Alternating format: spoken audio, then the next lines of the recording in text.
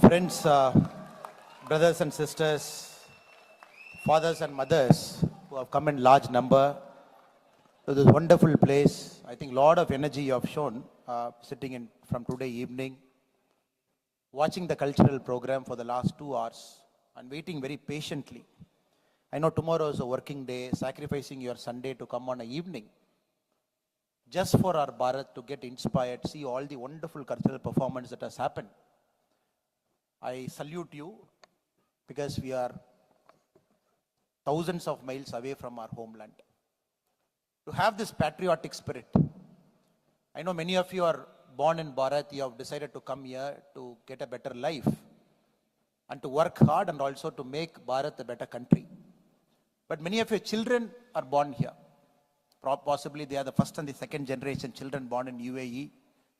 And instilling the same patriotic spirit to them is something phenomenal. The leaders on the stage, I'm just coming to them and what they spoke, but I really stand here inspired. I really stand here with a sense of a patriotic fervor, seeing you all exhibiting that over the last 3-4 hours. And this is a very unique country, more than any country in the world. This is a very unique country because the UAE, United Arab Emirates, all the 192 countries of the world, they have a representation in UAE. Dubai has become such a global city. When you walk or drive a car, you spend time in the city for 1-2 hours, you will see nationalities, every single person who's here. 12.5 million people live in this place. About 4.4 million, they represent Bharat. It is just not a joke, sir. And the population in the last 10 years of Bharatiyas have doubled in UAE. That is also not a joke. And you live in a community that is absolutely a hotspot of all cultural mixing. And being here as a Bharatiyan, at the same time not forgetting the roots from which we come. In the stage, people performed all kinds of dances, from Kashmir to Tamil Nadu, from Gujarat to northeastern part to Nagaland. And we played two different coins. We are Bharatiyas first, Indians first. And each of us represent our own state. And we have this dual identity, a combined identity, that makes all of us very proud people. And to see it here, and especially your children performing it, and that was simply phenomenal. So I thought before I get into what I was supposed to speak, I should put these words out in the open so that you truly know that you are very special people. And in the next 20 years, when India confidently marches, we take our rightful place in the world, in the Committee of Nations, because we have to go there. And your hard work and your inspiration will play a major role for Bharat to reach there. Eminent people in the stage, the Indian People's Forum, the president, the very inspiring Jitendra Vaidyaji, very inspiring person. I'm seeing him for the last 5 years now, especially last 4 days I'm keenly watching. Such a beautiful organization, IPFS. Beautifully amalgamating all parts of India here, beautifully amalgamating all the people. Everybody is important because it's like a fingers. A person might be worth 1,000 crore rupee, a person might be worth 2,000 crore rupee, could be one finger. A person could be working in an oil rig as a blue collar worker, working very hard, sweating very hard. He is also working for Bharat, like another finger. And IPF is a forum that has beautifully amalgamated everybody. It doesn't look at status, it doesn't look at anybody, it looks only being at Bharat. And that inspired me so much. This organization is built with a sense of selflessness. And seeing all the members toiling hard, somebody is waiting outside receiving us. Yesterday somebody is waiting there, giving food to people. And all the members here practicing, they all have a busy life, practicing a dance, coming and performing.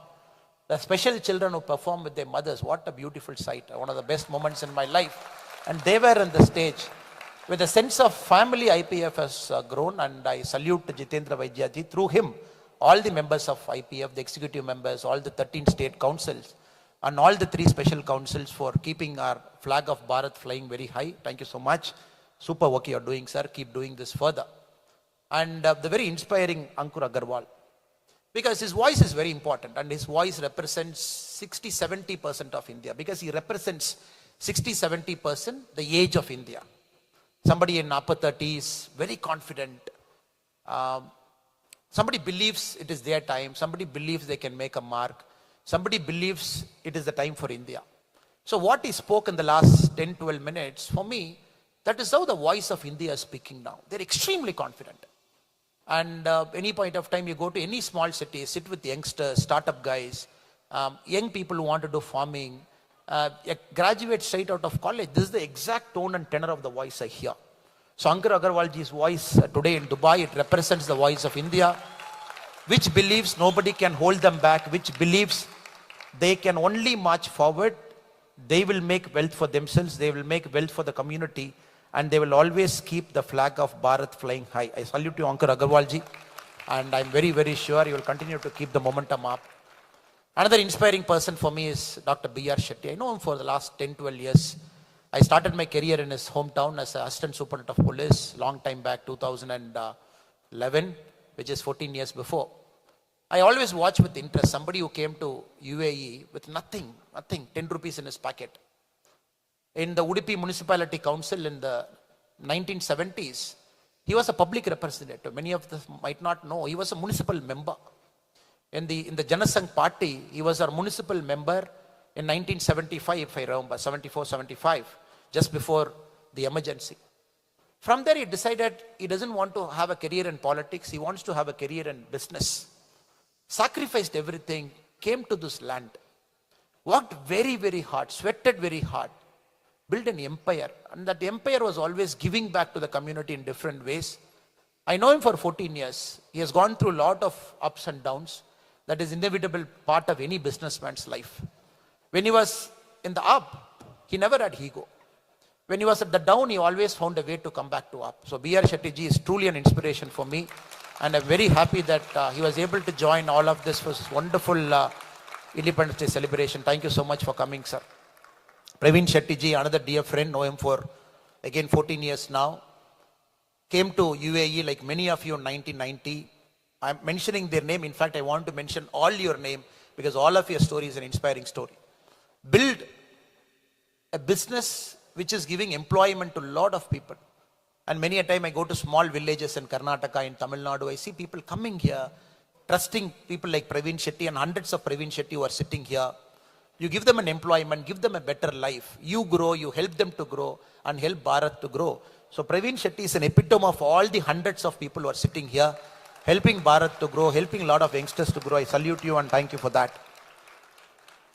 And brother here, I'm just watching him, the Yuva Council member. What an energy he's having, what an energy. I'm watching him for the last 4 days. Every single place is there, running around. Because a president cannot handle everything. There has to be a team behind him who has to lift him, support him.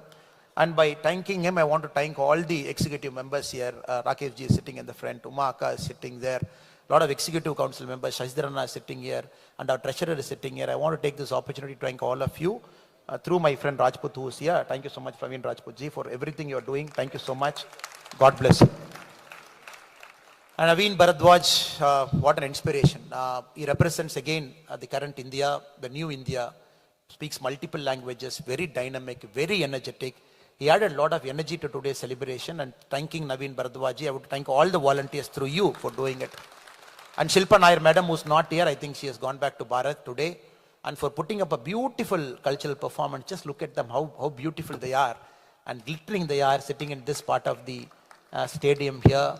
And many of them gave their time, practiced, wonderful performance they did. I take this opportunity to thank you all. Thank you so much.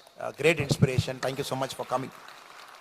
Now I have to come to deliver my speech, and it is not a big speech. I know it is a Sunday. We are hitting 9 o'clock. I will not take much time.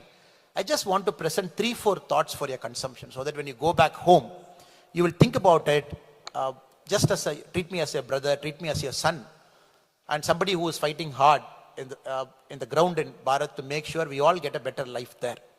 So all the thoughts that I present before you with all humility, I would like you to just think about it and see where we are and where we are supposed to go. 1947, August 15, we got our independence, we all know. 79 years we have traveled here, and we are a proud country now. We are a confident country, just how Ankur Agarwal represents himself. And this country believes right now there is no looking back, we can only go forward. But I want all of you to go back a bit I want you to go back to 1935 when the Government of India Act came. A lot of discussion in the British Parliament, the House of Commons. The discussion was about whether India truly deserves freedom. If we get our freedom, are we good enough to keep our freedom? If we get our freedom, are we good enough to progress as a nation through that freedom? So a lot of countries, with due respect to all the countries that ruled over us, governed us for a long point of time, they felt managing India as a white man's burden. They felt India cannot manage itself. India doesn't have the wherewithal to manage itself. They felt it's a white man's burden to take care of our country. Lot of discussion happened in House of Commons before Clement Attlee decided to give independence to our country. They said you should not give. A great statesman like Winston Churchill, whom we all hold in very, very high regard for what he has done for England, he said, India is a country that is no more than an equator. He said India is a line. It is so fragmented. People speak multiple languages. The custom is so varied. You just cross 100 kilometers, like Praveen Shetty said, in Karnataka, out of all the 28 districts, each district the food is different, the custom is different, the dance form is different. Tamil Nadu, 39 districts, everything different. Rajasthan, closer to the border, closer to the desert, is very different. Then in Jaipur is very different. Nagaland, 7 sisters, Manipur, Arunachal Pradesh, very different individually. So Winston Churchill's argument is, how can this country hold their freedom? It is only because of Britishers we are holding that freedom for a long time. So those kind of words were spoken. Later part of 1960s, earlier part of 1970s, we didn't have food grains for some point of time. We have to import food grains from US through the IL-76 scheme. We wanted food grain. We didn't have milk. We got to create a milk revolution. We got to create a green revolution through M.S. Swaminathan, who just birth centenary year we just celebrated. Every single problem we were struggling. We were going through the Hindu rate of growth. We were growing at 4%, 5%, 3%. Some states were classified pejoratively as the Bimaru states. They said some states in India can't grow, they are Bimaru states. And some states can only supply manpower to other states for other states to grow. All kinds of theories. Politicians used this opportunity to create divide wedges. They said north and south. South is different from north, north is different from south, east is different from west. And this country cannot hold. And every single opportunity it came, people tested us as a nation.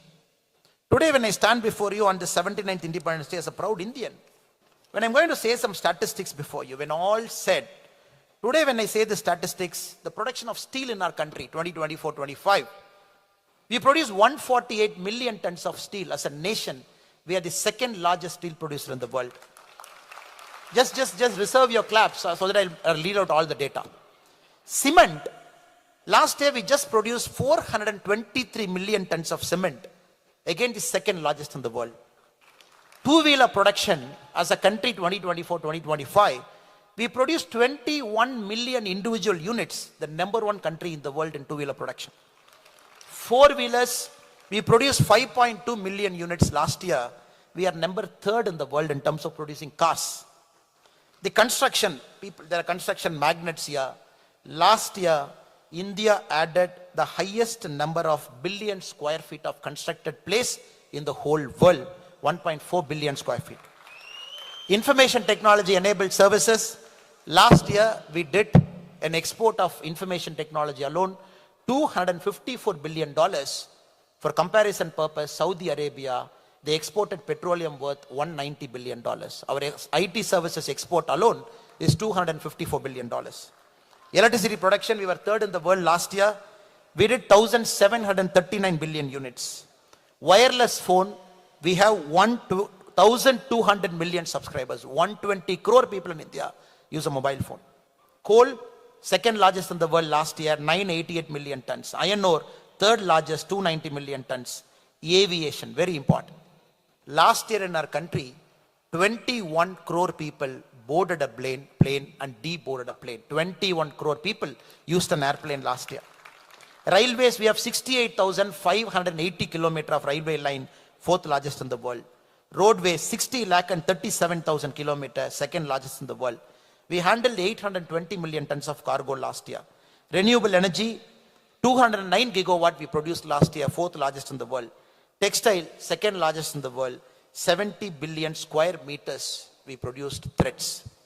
I'm just giving the statistics in front of you to show what we have done and the path we have traveled from 1947.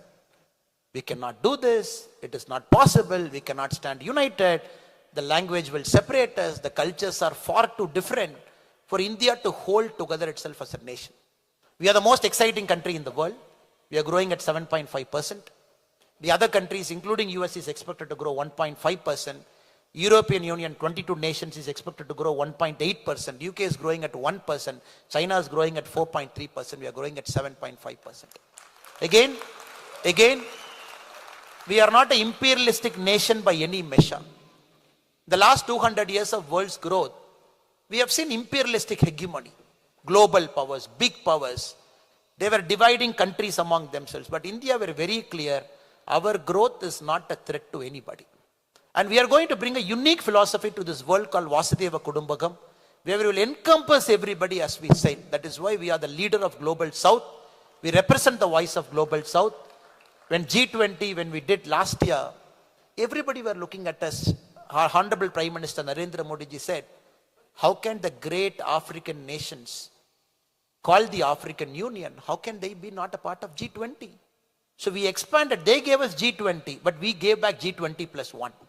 That is our way of looking at the world. We said we want to grow, and we want to grow confidently, but we also want others to grow. G20 they gave, we gave back G20 plus 1. We make African Union as a permanent member of G20. So every single time we look at our country, it invokes a lot of pride. The last 10 years, we look at the national leadership. Such a great Prime Minister Narendra Modi ji, because we have to understand, for a long time we have waited,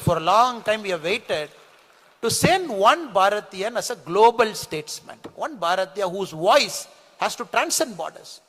People in Haiti are watching what is PM Narendra Modi ji talking. He goes to a country, Papua New Guinea, the Prime Minister wants to touch his feet. When the opposition leaders asked him, why are you touching somebody's feet? He said, look, when COVID happened, he's the only guy who sent me medicines. When all the countries were busy taking the medicines, dividing among yourself, he sent me a medicine to a smallest country. He thought about me, so I don't mind falling at his feet and touching at his feet. All the big forums, it is waiting for the Honorable Prime Minister Narendra Modi ji to speak. Russia and Ukraine, when they started a war, our Honorable PM said, this is not the era of war. This is the time for peace. After 2 years, all the global countries and the leaders are talking the same language what our Honorable PM spoke 2 years back. So we have a fantastic leader, a global statesman, and we are very proud, such a person who is selfless. And you mentioned about Ahlan Modi. Modi ji came here, 65,000 people. You gave a rousing welcome. We all saw from our country. I am not sure how inspired you are seeing that. We were inspired.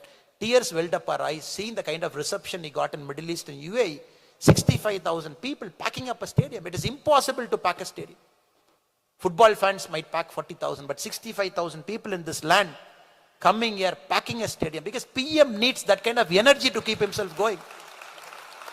And anybody will know, and some of you had the privilege of meeting Honorable PM very close, and some of you might meet PM in the future. When he gives a handshake to you, the 10 seconds is only for you. The 10 seconds is not for others. He will look into your eye, he will talk to you, then he will move. When we saw the video, we saw the 10 seconds is only for you. So anybody who's working with the PM or knowing the PM will know, his lifetime is only for Bharat. His breath is only for Bharat. There is zero distraction for him. And his mission is very clear and is extremely clear, extremely precise. He knows where we are now, where we are supposed to go. 2047, he has given us a vision called the Vikshit Bharat. It is not a normal vision.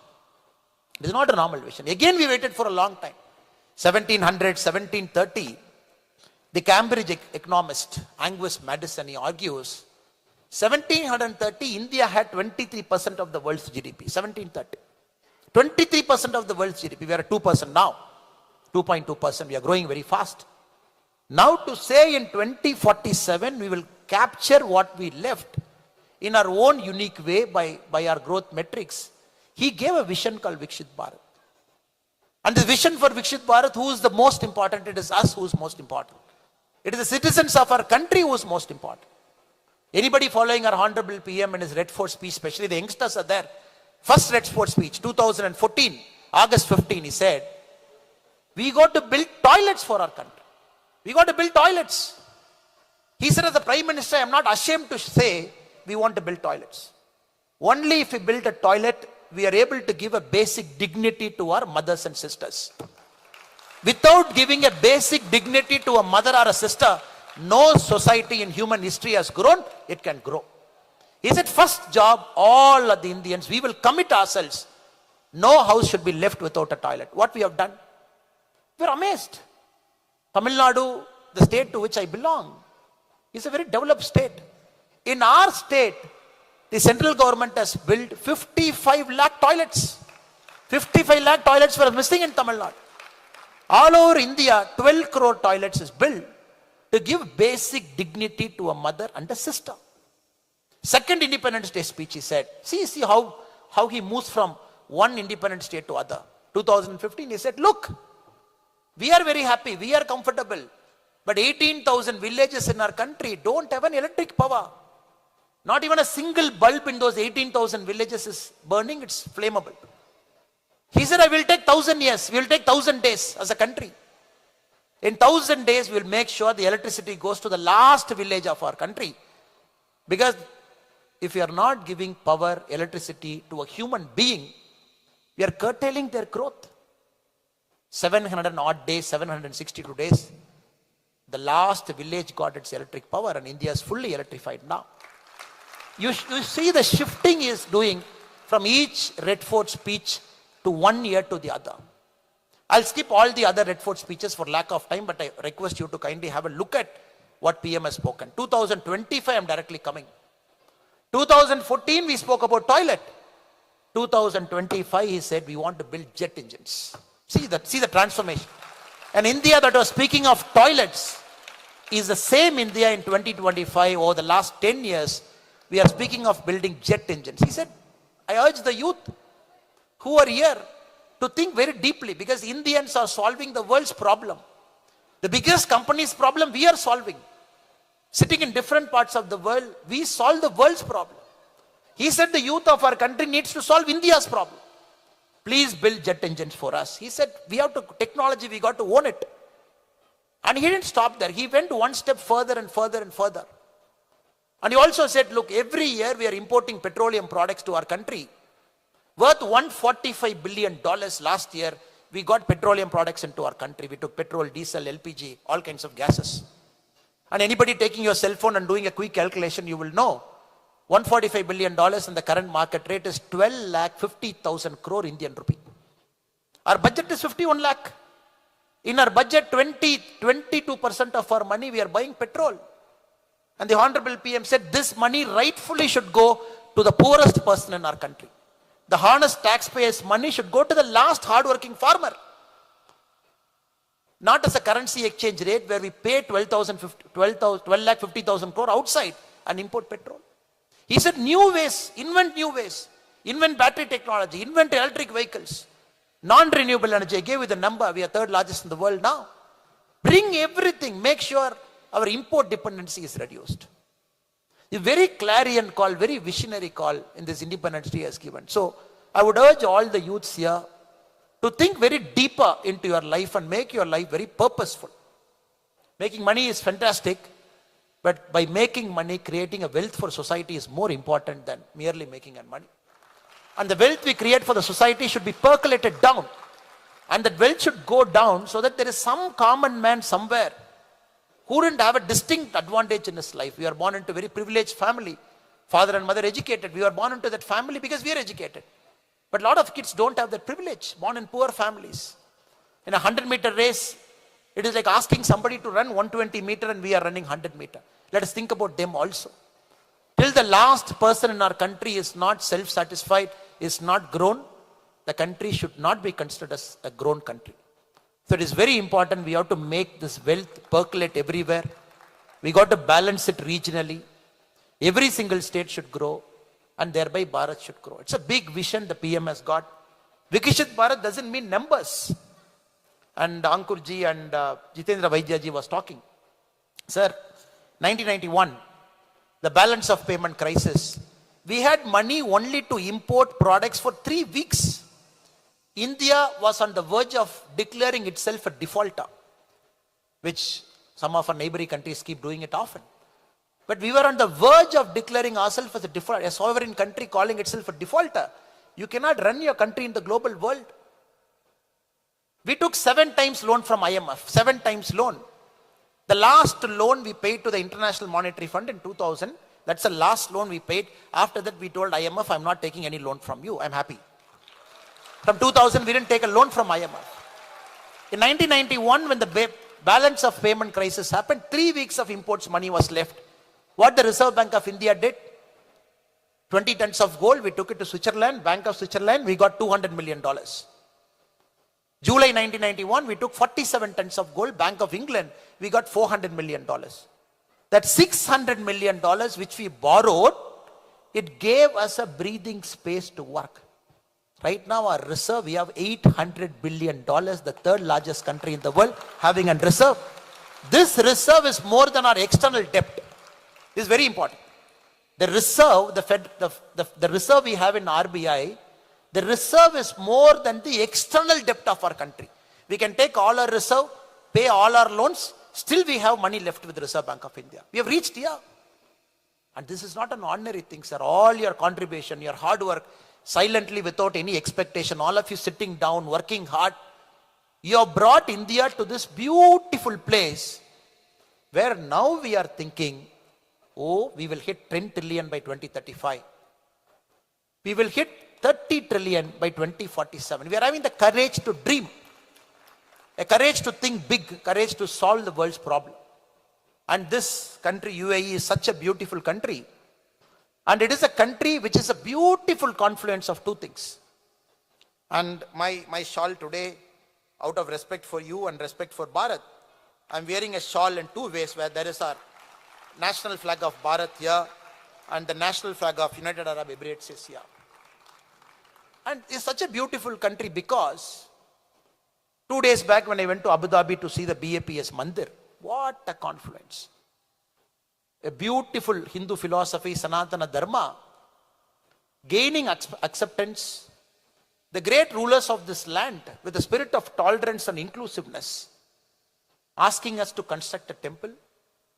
And 30 lakh people have visited that BAPS Mandir till now. And more than the temple, I was very inspired. 7 spears. Normally in Indian temple we have spears. 7 spears, when they told me it represents the 7 Emirates of UAE, to honor the rulers of this land because they honored our faith here. And when you go around the temple that is beautifully built with sandstone, you see Shiva Puranam, you see Vishnu Puranam, you see Ayyappa, you see all the beautiful carvings around it. Just when you finish the temple, I was very astounded to see.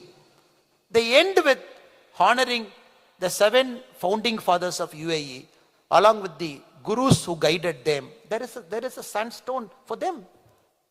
When we say Vasudeva Kudumbakam, when we say that we are all encompassing, and the temple represents it by faith, where the 14 great civilizations also found a space.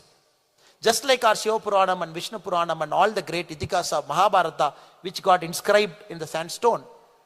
I could see the Sumerian civilization represented. I could see the Egyptian civilization, the Eskimos represented, the Red Indian civilization represented. And the spirit of tolerance we have shown. End of the day, all the great religion, they speak of one truth, and that's a single truth. That's a truth of love. And that is the essential of Sanatana Dharma, representing that in a temple, which is very beautifully done. That shows who we are as Indian. That shows who we are as Sanatana Dharma followers. And that is a great story, because I believe this is the story for the world. When we see fractures in the world, people fighting, countries fighting, I think that is a lesson Bharat is giving to the outside world.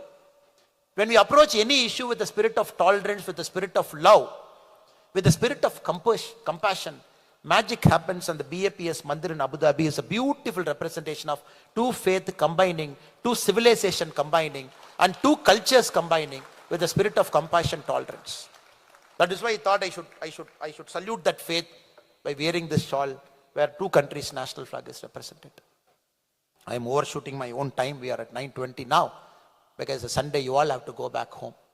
So I would take this opportunity to once again, yes ma'am, once again to pay my humble respects to all the hardworking people here. You're working very hard, extremely hard, and you are the world's largest remitter into our country. No country in the world receives inward remittances like India does. India receives billions of dollars as inward remittances because you earn that dollar, you send it back to your home, your mother, your father, your children, your wife, your husband, somebody is waiting, and you save every single penny for a better life outside, coming back to Bharat, better life here, and all the money that comes back into our country that gives us this very precious foreign exchange. India needs that foreign exchange, precious dollar, and you make it happen. And more importantly, traveling thousands of miles away, even in a foreign land, you keep the spirit intact, you keep the patriotic fervor intact, you teach it to next generation, and next generation, all in the hope that we will have a better life. I salute you for that. I only request all of you to stay engaged with our Bharatiya people, keep coming often, keep taking more holidays. Since you are positioned in Dubai, instead of trying to take a holiday into Europe, always try to take a holiday back into our Bharat. Instead of an European holiday, nothing wrong, all the great cities should be seen. But India is just waiting with 173 airports that is built, especially 100 airports built in the last 12 years. Beautiful roads waiting for you. India is waiting for you. India that is fast developing with all its infra is waiting for you. Your children should see that. They should see the beauty of southern part of India, the majesticity of western part of India, the spirit of tolerance in the northern part of India, and the beautiful combination of colors in the eastern part of India. Your children should see all of Bharat with the same eyes, with the same spirit, and with the same love. So one holiday to southern part, one holiday to western part, one holiday to northern part, one holiday to the eastern part. Every single year you come. If you can expose that to your children, I think that is the single biggest blessing they will get from you. Last but not the least, again I'll take the privilege of being your brother.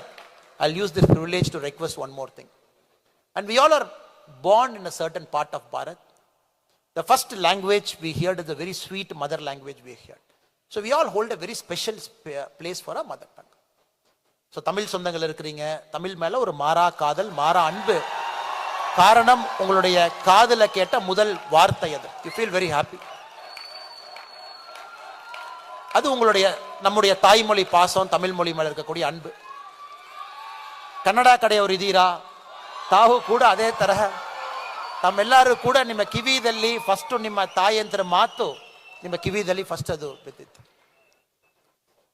Other parts of India, I'm sorry, I'm not able to speak Telugu. I want to speak Marathi. I want to speak Gujarati. But बहुत लोग here इधर आपका हिंदी मालूम है, हिंदी आपका बहुत comfortable है. हमारा लैंग्वेज बहुत वेरीड है, बहुत डेप्थ है.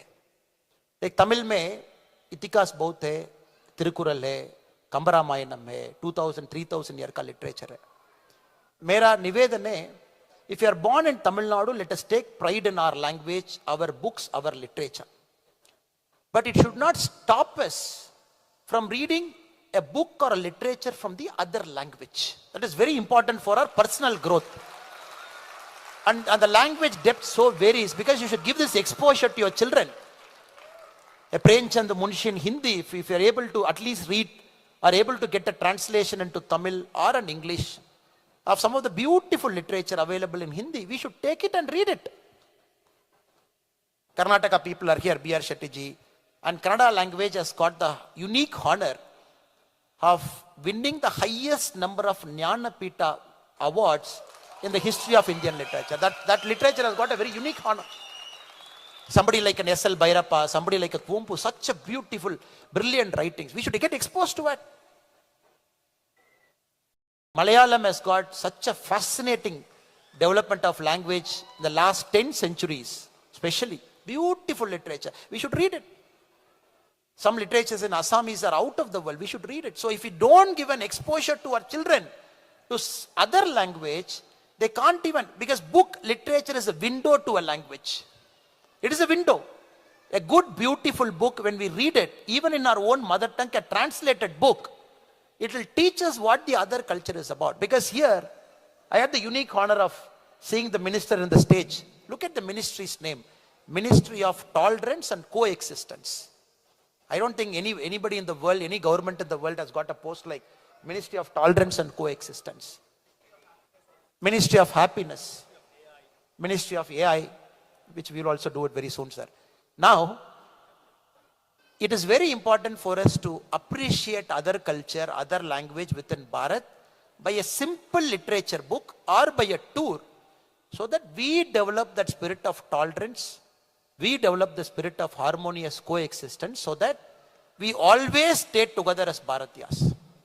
That is my humble request. 2 submissions I have for you. Tours come to different parts of Bharat. Pick up one literature that is not to our mother tongue. Every year you read one book from a different language, a translated version. If you pick up that, please learn that language. So with this, I once again thank all the wonderful people in this auditorium who have come here, given your time, made this function so rich and so diverse. I thank all the IPF volunteers and all the wonderful cultural troops who have come here and performed so much, and all the eminent guests sitting in all the rows here, the fantastic business people who are making our country proud, all the hard-working Bharatiyas. Your sweat, when it touches the soil, India is prospering there. Never forget it. So your sweat is worth something. And we will, as people living in Bharat now, doing our best to keep Bharat to progress forward.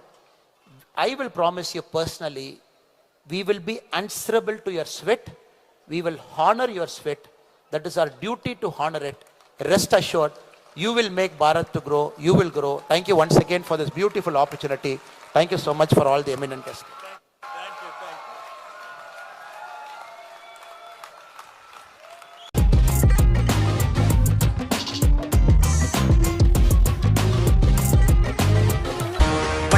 தப்பாதுடா சிங்க இது சிக்காதுடா சுத்து போட்டு நிக்காதடா சூற விட்டா தாங்காதுடா சிவண்டா சிவண்டா சிவண்டா எதுக்க எவண்டா எவண்டா எவண்டா